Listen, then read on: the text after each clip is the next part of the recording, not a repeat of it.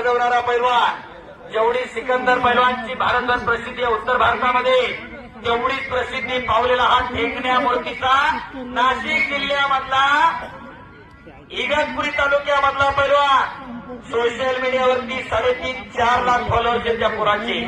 ठेकण्या मूर्तीचा इतकी एवढाच पोरगा आहे. सह्याद्री संकुलाला सराव करणारा वस्ताद विजय काका बराटेंचा पट्टा. तर फ्रान्सचा रेफर पैलवान, आज फ्रान्सचे पैलवान